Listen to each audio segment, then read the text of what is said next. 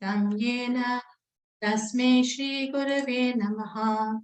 Shri Chaitanya Manobhishtam Stapitam Yena Bhutale Swayam Rupa Kadamayam Tadati Svapadantikam Vandeham Shri Guru Shri Yutapada Kamalam Shri Gurun Vaishnavamscha Shri Rupam Sagrajatam Sahagana Raghunathanvitam Tam Sajivam Sadvetam Savadutam Parijana Sahitam Krishna Chaitanya Devam Shri Radha Krishna Padan Sahagana Lalita Shri Vishakhanvitamscha Ye Krishna Karuna Sindhu Dina Bandhu Jagatpate Gopesh Gopika Kanta Radha Kanta Namostute Tapta Kanchana Gaurangi Radhe Vrinda Vrindeshwari Vrishabhanu Sute Devi Pranamami Hari Priye Shri Krishna Chaitanya Vanchakalpat Arubhyascha Kripa Sindhubhya Evacha Patitanam Pavanebhyo Vaishnavebhyo Namo Namaha Shri Krishna Chaitanya Prabhu Nityananda Shri Advaita Gadadhar Shri Vasadi Gaur Bhakta Vrinda Hare Krishna Krishna Krishna Hare Hare Hare Rama, Rama Rama, Hare Hare. Om Namo Bhagavate Vasudevaya. Om Namo Bhagavate Vasudevaya. Om Namo Bhagavate Vasudevaya. Grantaraj Srimad Bhagavad Gita Ki Jai. Shalina Mataji. Hare Krishna. I was born in the darkest ignorance, and my spiritual master opened my eyes with the torch of knowledge. I offer my respectful obeisances unto him. When will Srila Rupa Goswami Prabhupada, who has established within this material world the mission to fulfill the desire of Lord Chaitanya, give me shelter under his lotus feet? I offer my respectful obeisances unto the lotus feet of my spiritual master and unto the feet of all Vaishnavas. I offer my respectful obeisances unto the lotus feet of Srila Rupa Goswami, along with his elder along with his elder brother Sanatana Goswami, as well as Raghunatha Dasa and Raghunatha Bhatta, Gopala Bhatta, and Srila Jiva Goswami. I offer my respectful obeisances to Lord Krishna Chaitanya and Lord Nityananda, along with Advaita Acharya, Gadadhar, Srivasa, and other associates. I offer my respectful obeisances to Srimati Radharani and Sri Krishna, along with their associates, Sri Lalita and Vishaka. O my dear Krishna, you are the friend of the distressed and the source of creation. You are the master of the gopis and the lover of Radharani. I offer my respectful obeisances unto you. I offer my respects to Radharani, whose bodily complexion is like molten gold and who is the queen of Vrindavan. You are the daughter of King Vrishabhanu, and you are very dear to Lord Krishna. I offer my respectful obeisances unto all the Vaishnava devotees of the Lord. They can fulfill the desires of everyone, just like desire trees, and they are full of compassion for the fallen souls. I offer my obeisances to Sri Krishna Chaitanya, Prabhu Nityananda, Sri Advaita, Gadadhara, Sri Vasa, and all others in the line of devotion. Hare Krishna. Hare Krishna. Thank you, Mataji. I'm sorry, I'm just going to share my screen.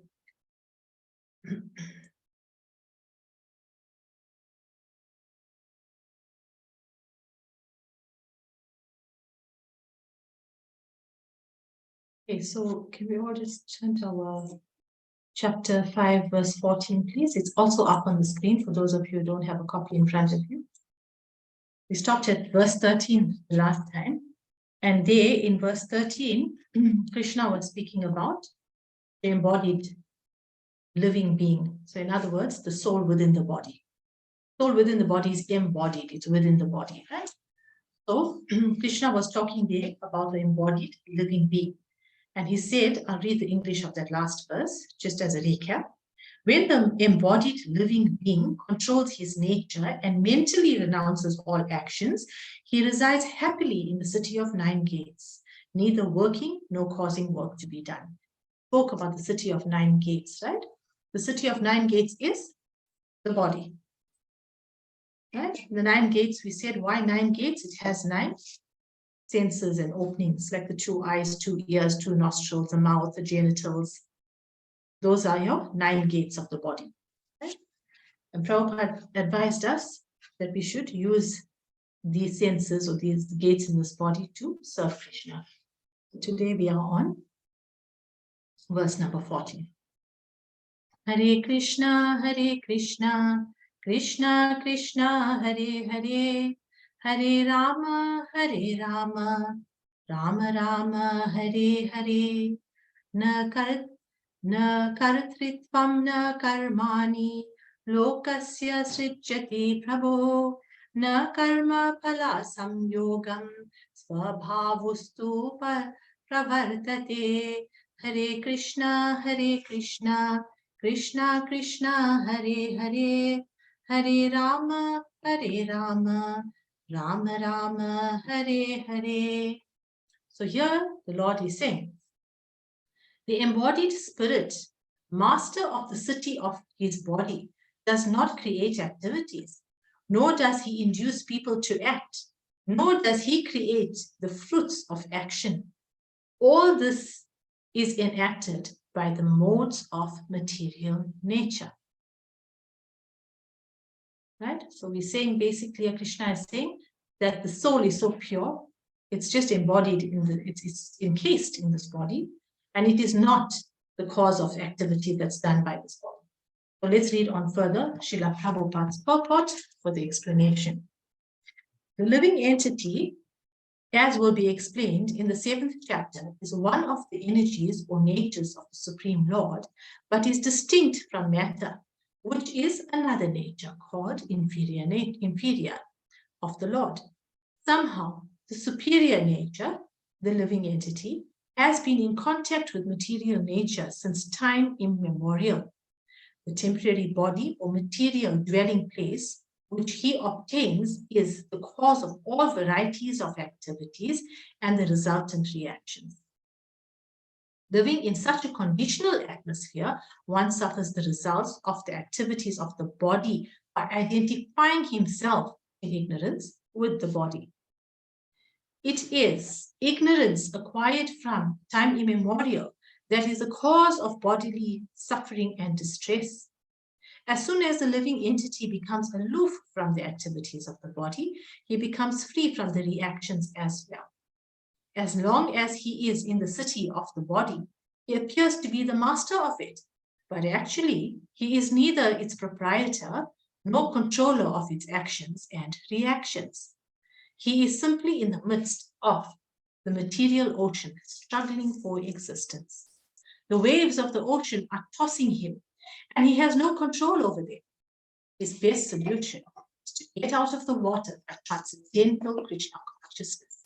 That alone will save him from all turmoil. You see how nicely Srila Prabhupada put it through across to us.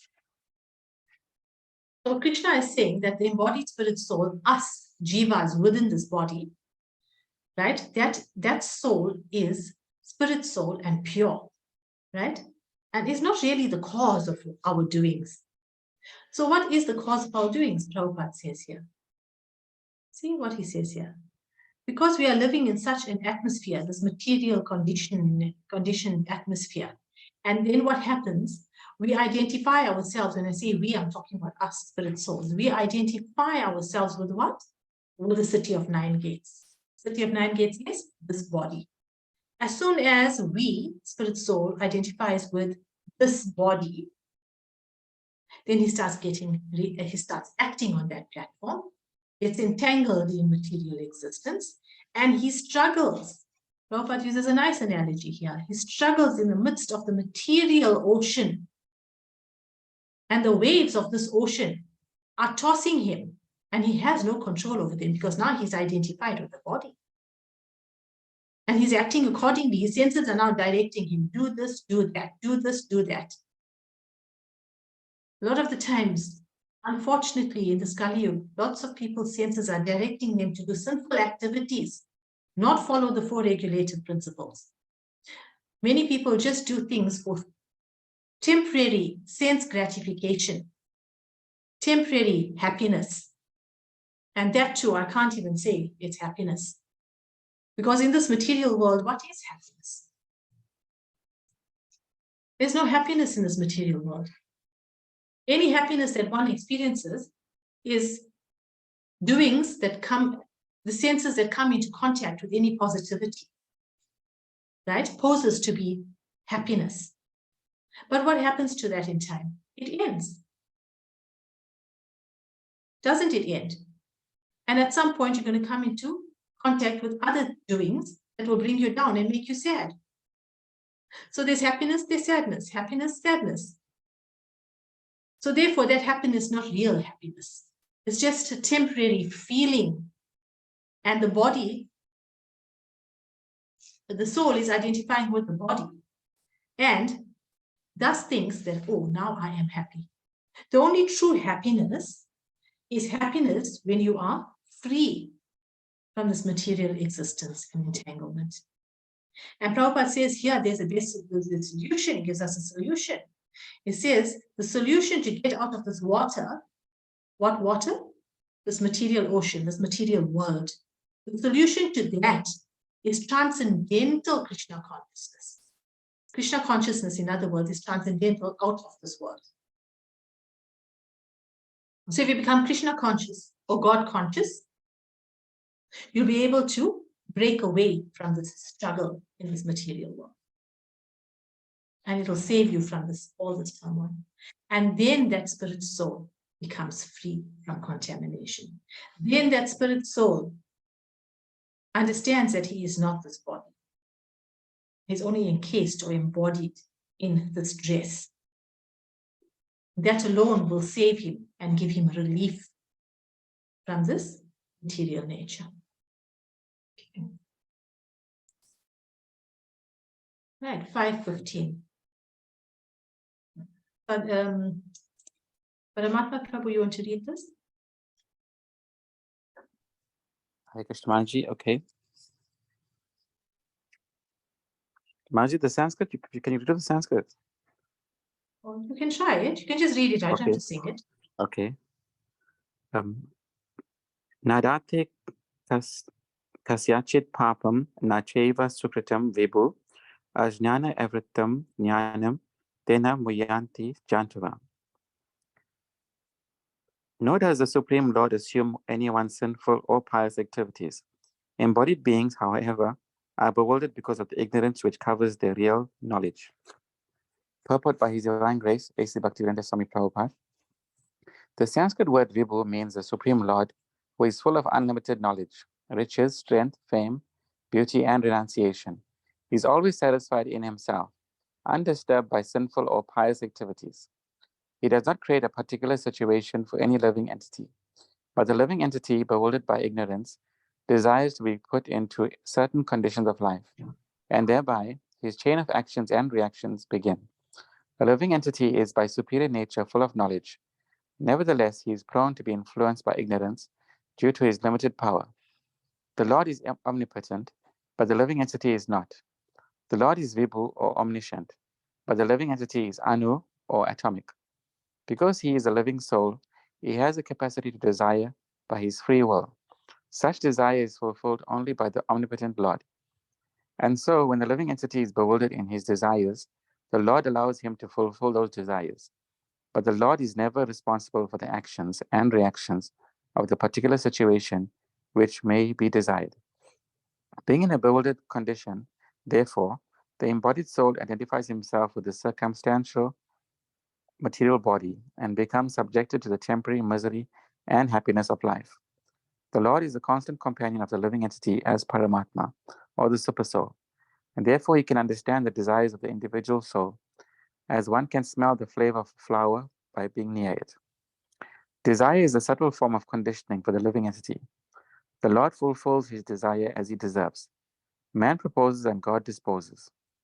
The individual is not, therefore, omnipotent in fulfilling his desires.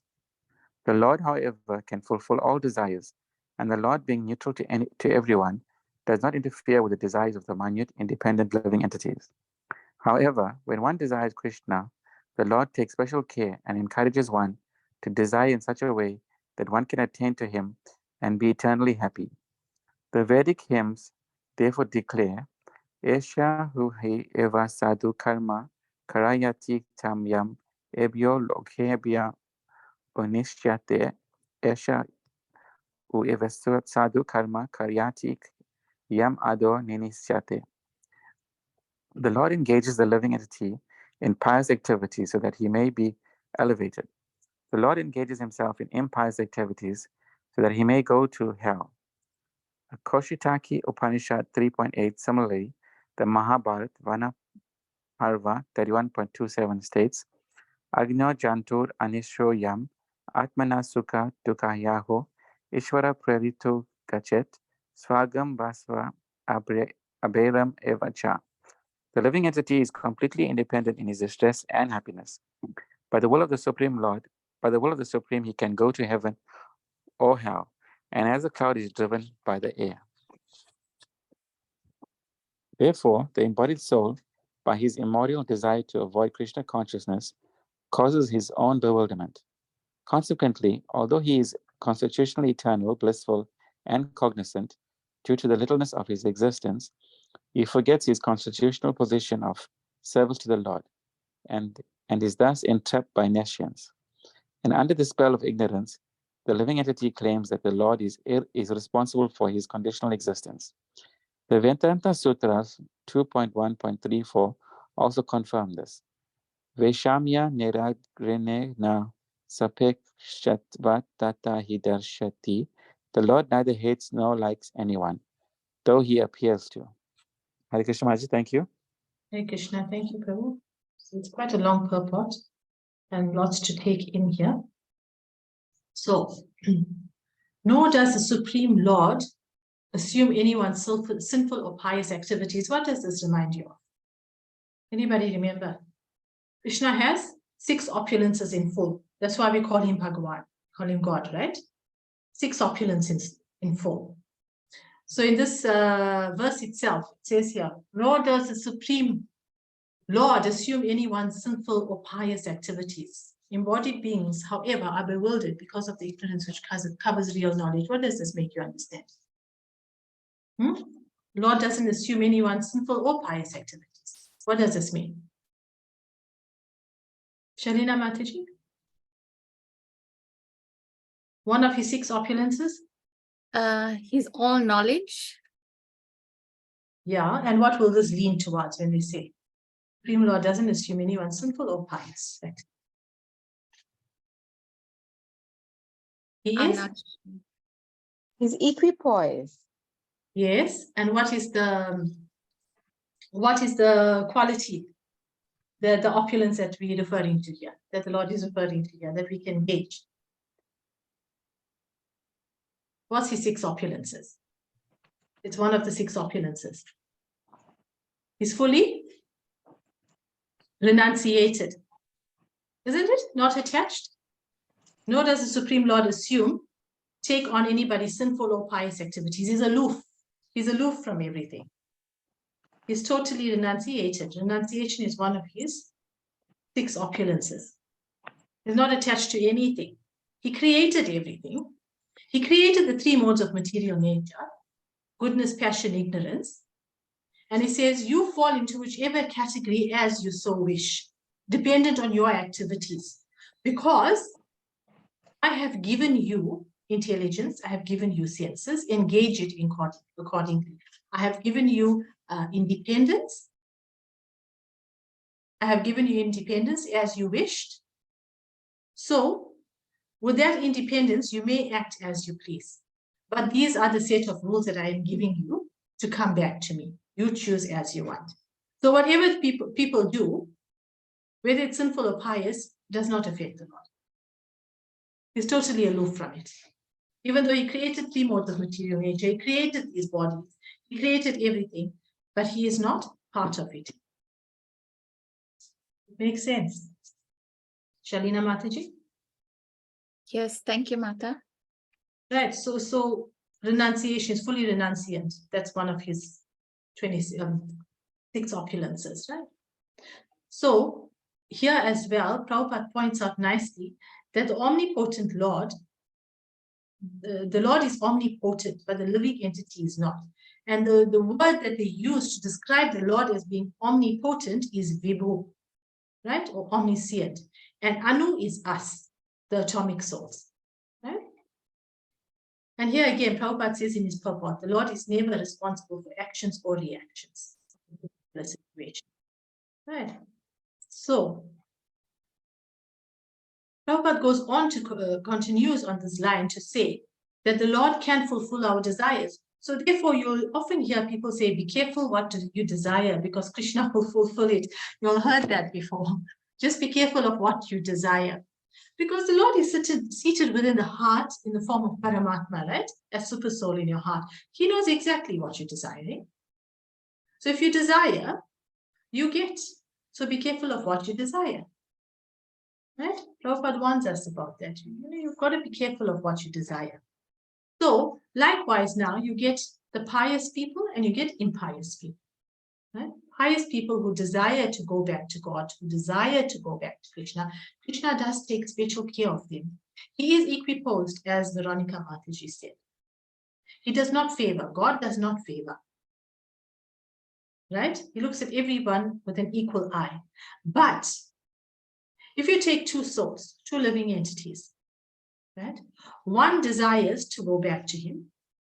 One is pious, the other is impious. He desires to enjoy in the material world. He does sinful activities. He breaks the regulative principles that have been laid out in scripture, right? What is Krishna going to do in that case? He's not favoring the person who is pious and who wants to come back to him. He just takes special care of him. Why? Because what he is doing is he's fulfilling that person's desire. That pious person or that devotee is desiring to go back to Krishna. So Krishna will give that person things like devotional service, make tasteful arrangements for him to meet other devotees, make arrangements for him and loopholes for him and pathways for him to make his journey back to Godhead easy. Because that's what the living entity is desiring. And what is he doing to the impious soul? He's giving him as well what you need, whatever he's asking. Okay, is that what you want? Then go ahead, have it. There's the pathways.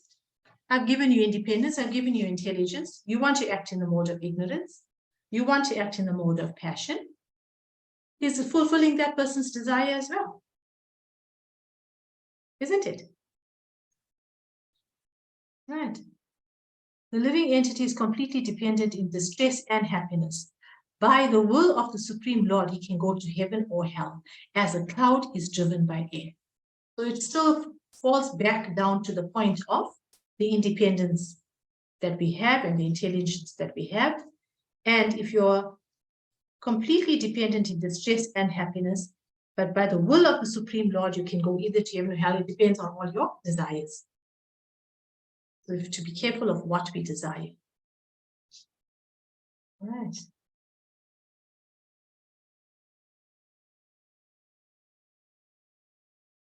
Right, now 16. Who wants to read the next one? Kadruta Mataji or Veronica, okay? You can read it, and then Kadruta Mataji can read after you, no problem. Yeah. 16.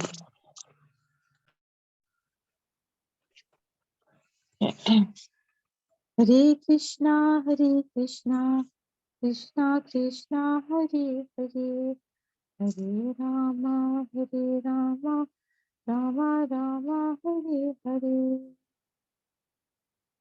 Jnanena tu tat ajnanam, yesham nasitam atmanah, yesham aditya vaj, jnanam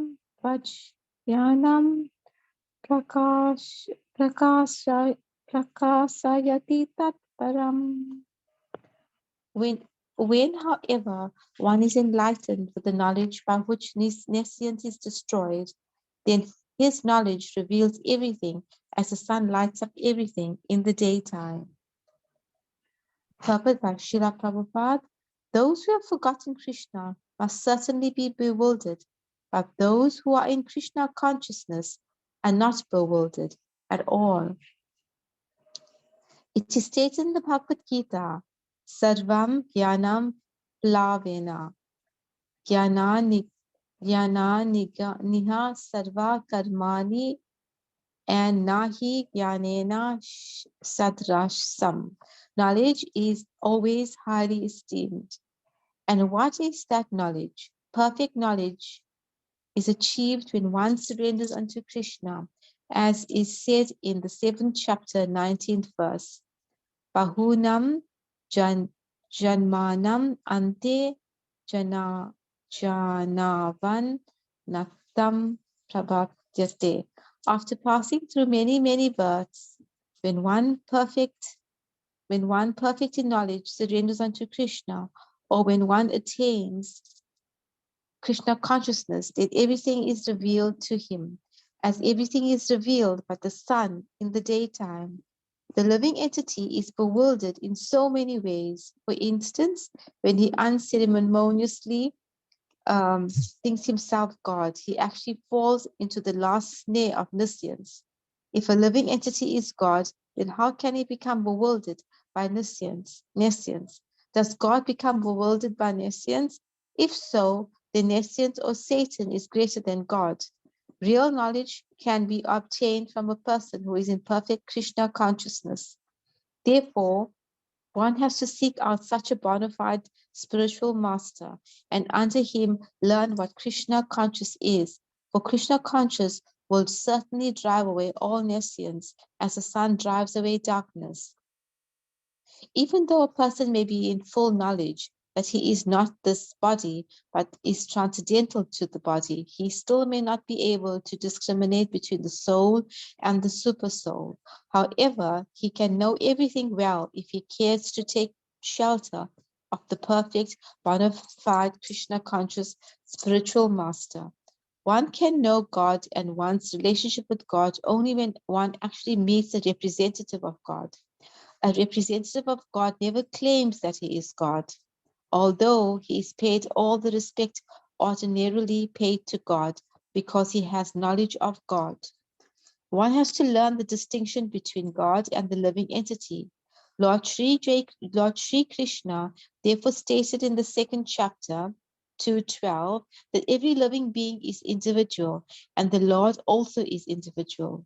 They were all individuals in the past, they are individuals at present, and they will continue to be individuals in the future, even after liberation.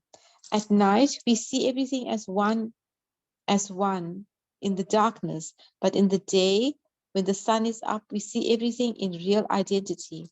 Identity with individuality in spiritual life is knowledge. Hare Krishna. Thank you.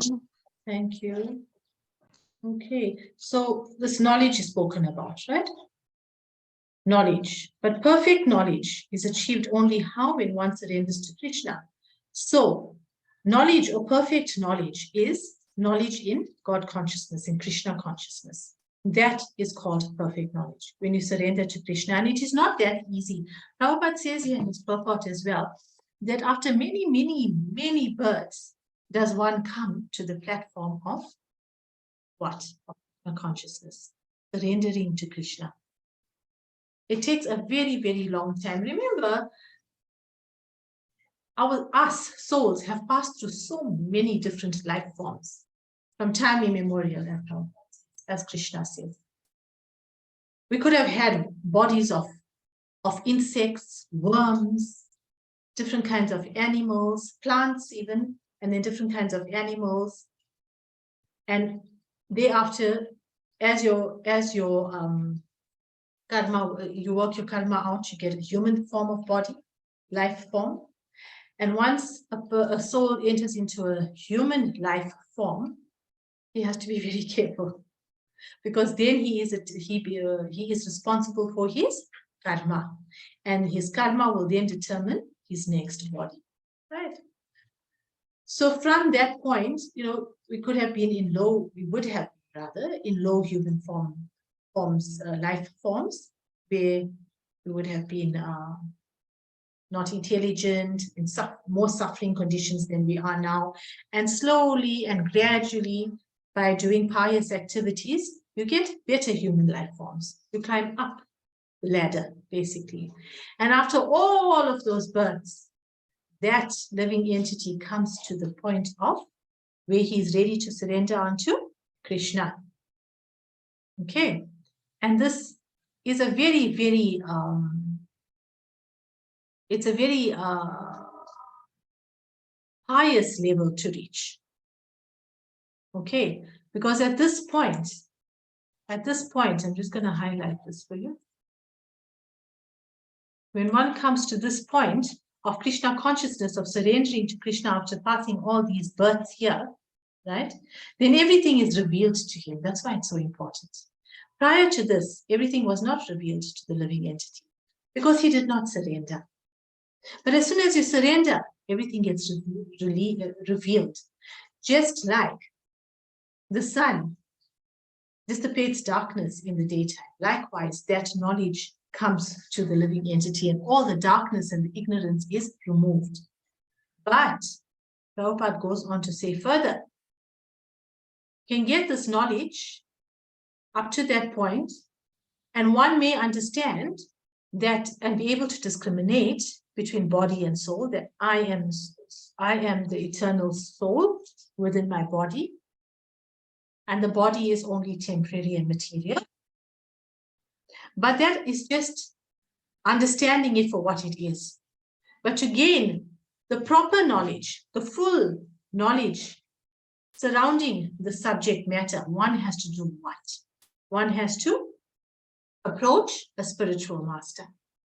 One has to approach a fully Krishna conscious person, because that bona fide spiritual master will be able to reveal the beautiful secrets of scripture, which will thereby help that living entity to get out of the material and will drive away the darkness in the truth. It's really deep.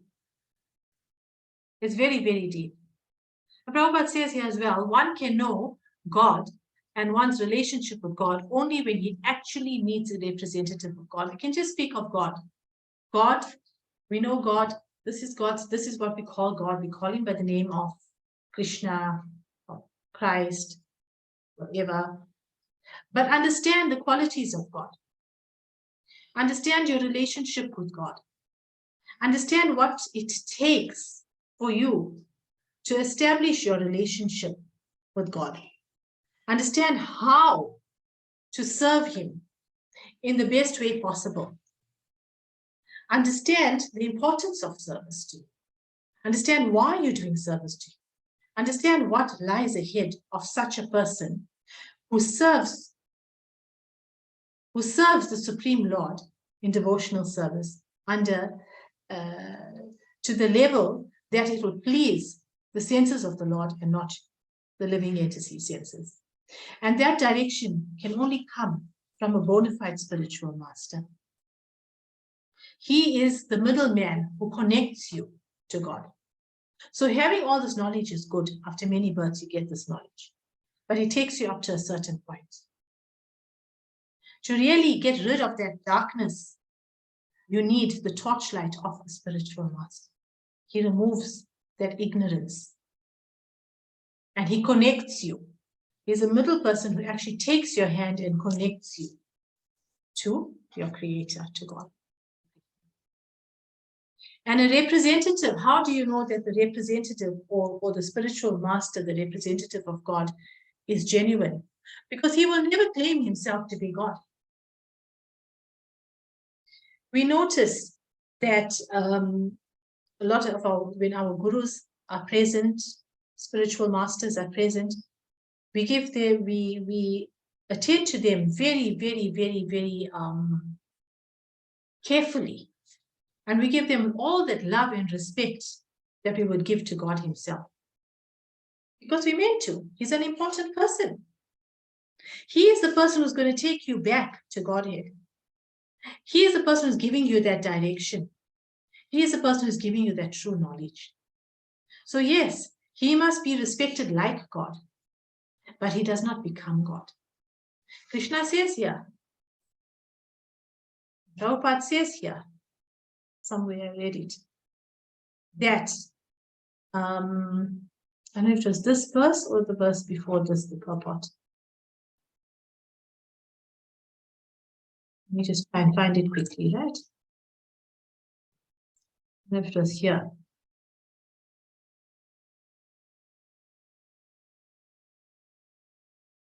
Okay, I lost it.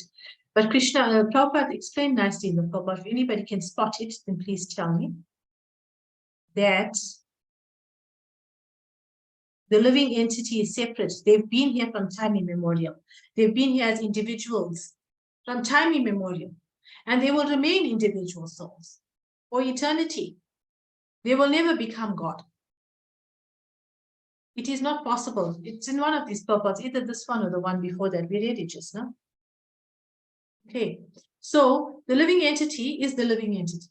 He is not God. He can't become God. Sorry? So sorry, I think it's on slide number 3, Mataji, the one you're looking for. Number 3, okay. You read it out to us, Dean Prabhu, what I'm looking for. Just read that line that I'm referring to.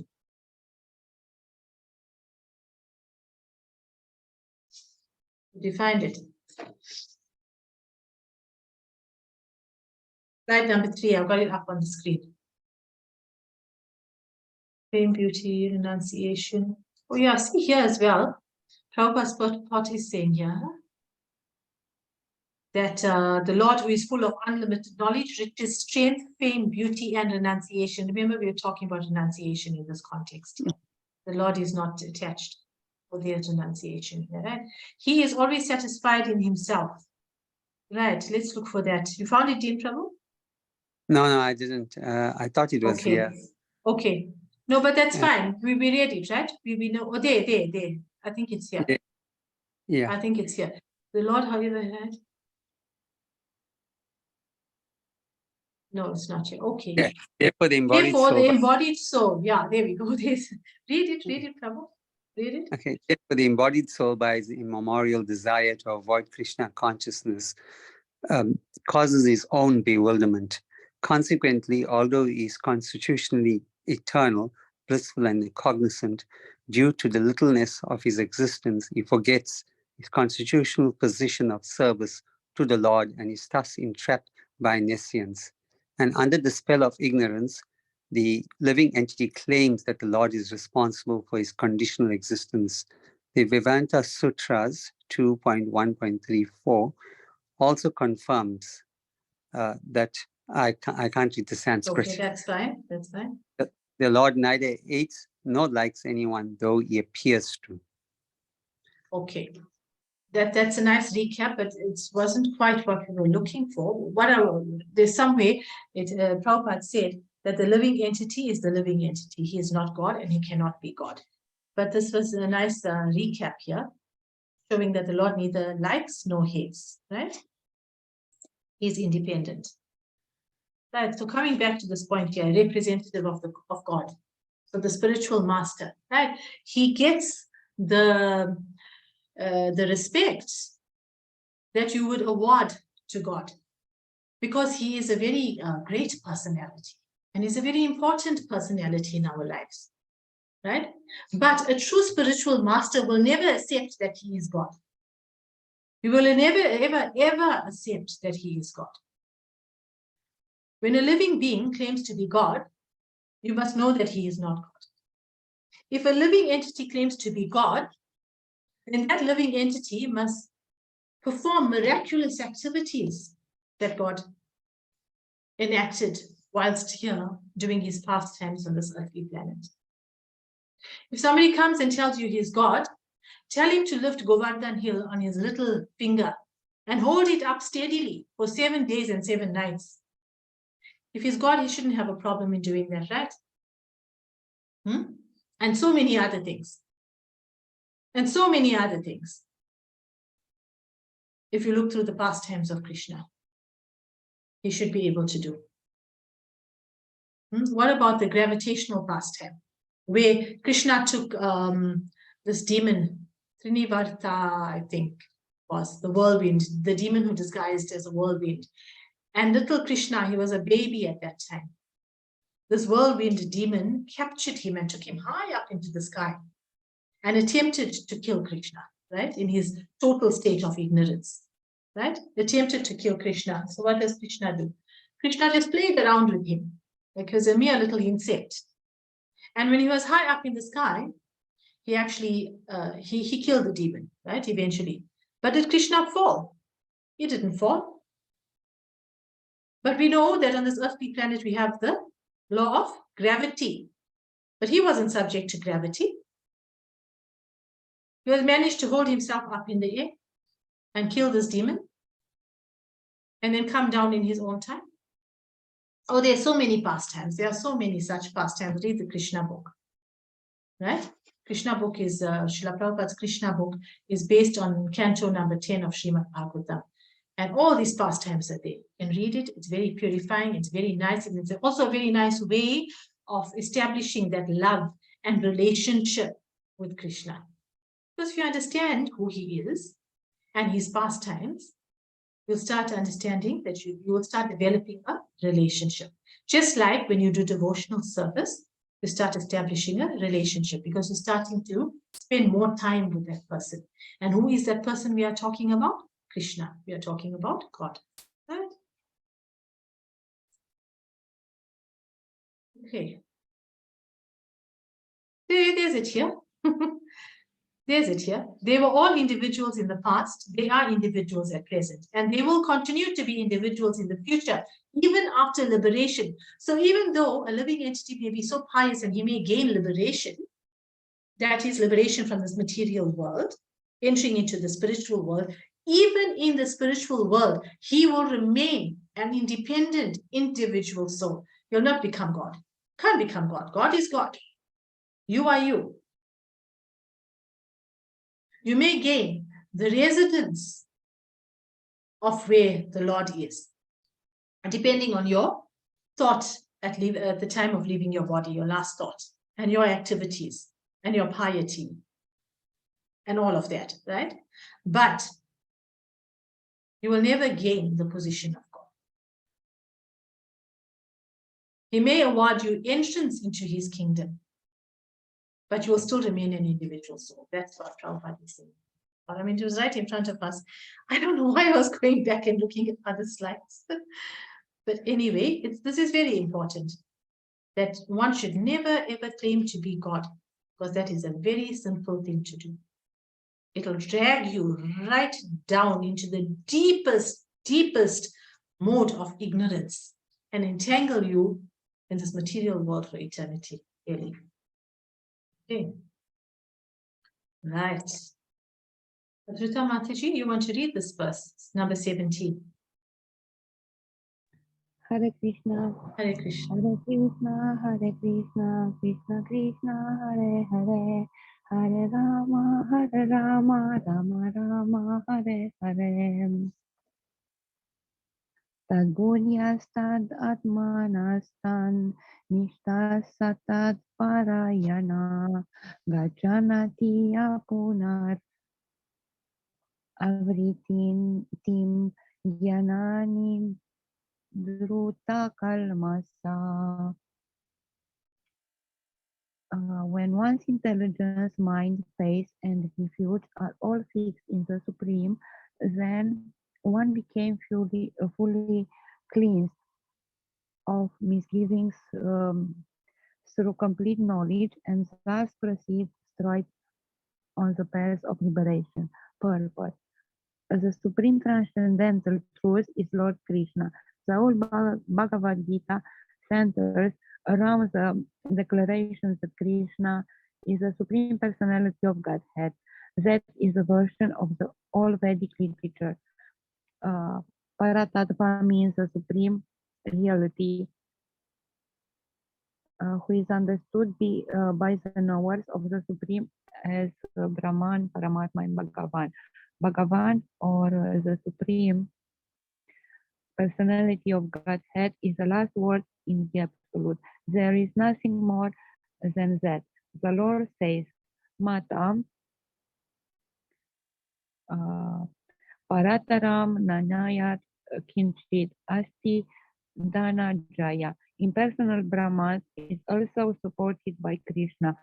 Brahmana Hi Paratishtataham. Therefore, in all ways, Krishna is the supreme reality, one whose mind, intelligence, faith, and refuge are always in Krishna, or in other words, one who is fully in Krishna consciousness is undoubtedly washed clean of all misgivings and is in perfect knowledge in everything concerning transcendence.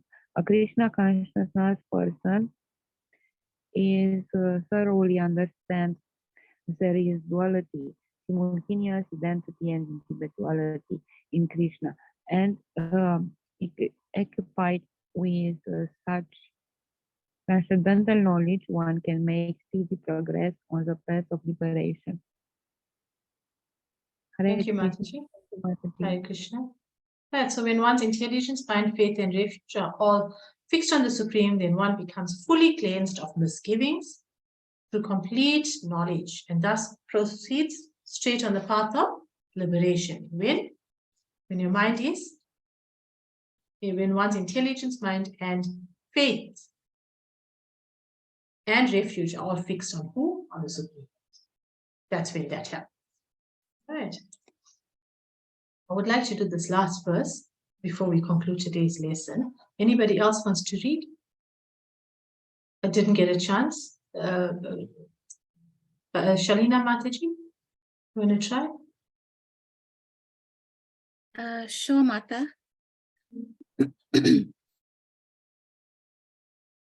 Hare Krishna, Krishna Krishna, Hare Hare, Hare Rama, Rama Rama, Hare Hare, Vidya Vinaya, Sampane, Brahmane Gavi Hasti, Sunicheva Svapakacha, Pandita Sama Darshana.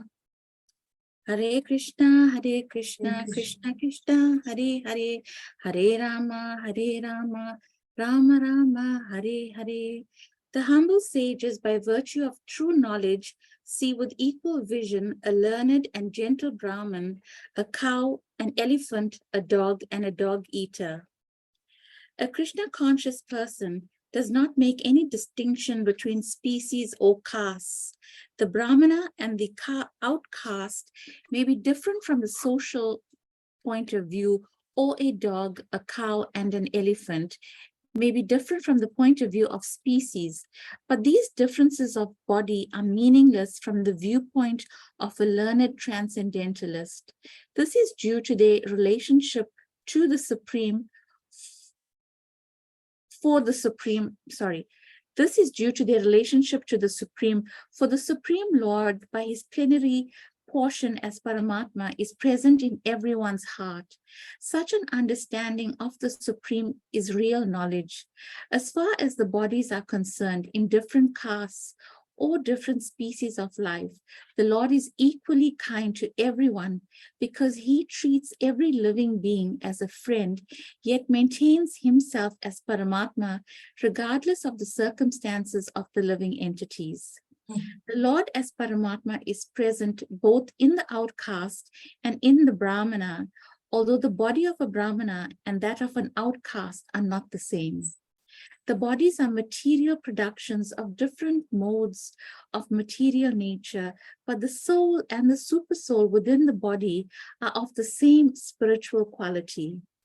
The similarity in the quality of the soul and the supersoul, however, does not make them equal in quantity, for the individual soul is present only in that particular body, whereas the Paramatma is present in each and every body. A Krishna conscious person has full knowledge of this, and therefore he is truly learned and has equal vision. The similar characteristics of the soul and the super soul are that they are both conscious, eternal, and blissful. But the difference is that the individual soul is conscious within the limited jurisdiction of the body, whereas the super soul is conscious of all bodies. The super soul is present in all bodies without distinction. Hare Krishna. Hare Krishna. Very interesting this year. I'm just going to highlight it, right? See this here, this line here in Srila Prabhupada's purport. We bold it.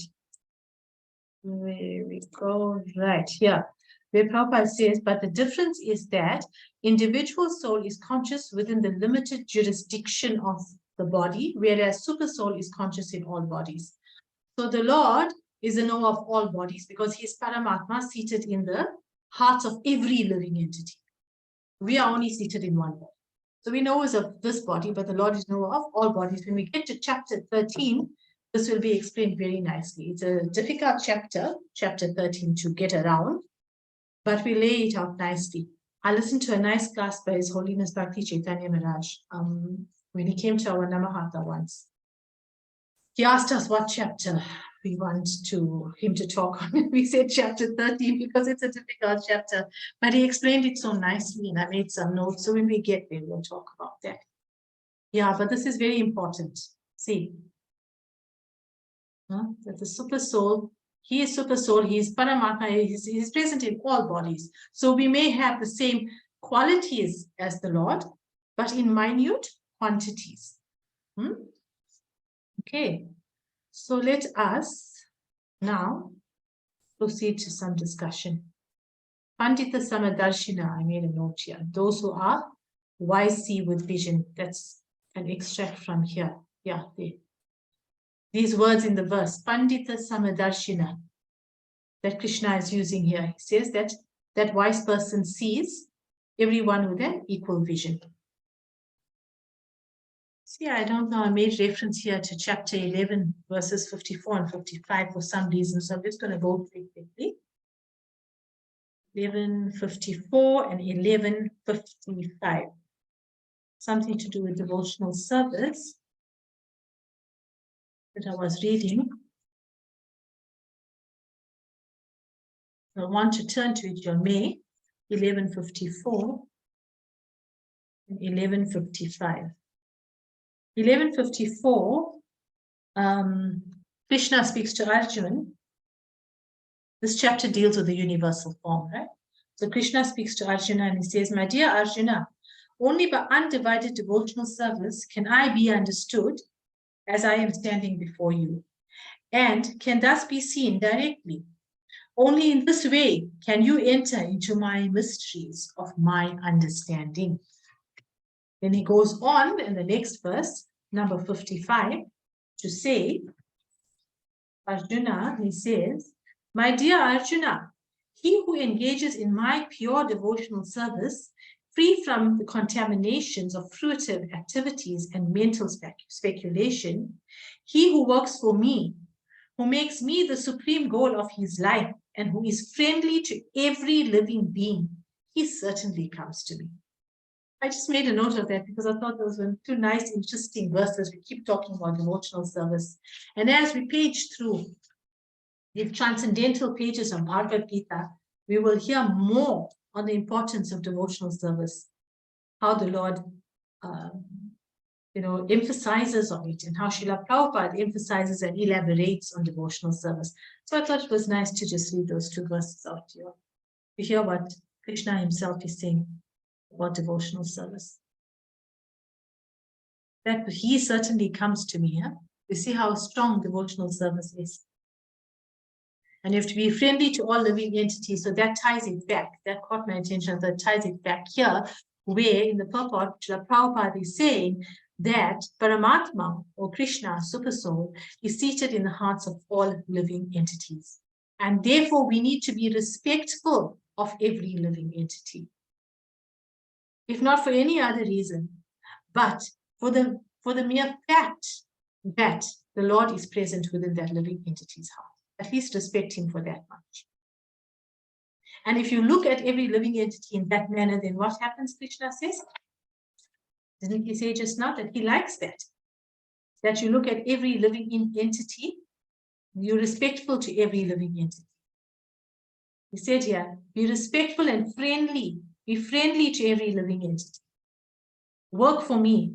How are you going to work for him? By doing devotional service. And then Krishna promises, he certainly comes to me. So that's why I say, just take pay very careful attention to all the instructions in Bhagavad Gita and try and follow it as closely and thoroughly as possible. Because if you do so, then Krishna is making promises in this Bhagavad Gita, saying, you can come to me. You can come to me if you do X, Y, and Z. Very interesting. Okay, let's open the chat. And we'll continue next week from verse number 18, 19. All right. So that's it for today, dear devotees. I'm going to stop the recording and we'll go into discussion. Thank you very much. Hare Krishna.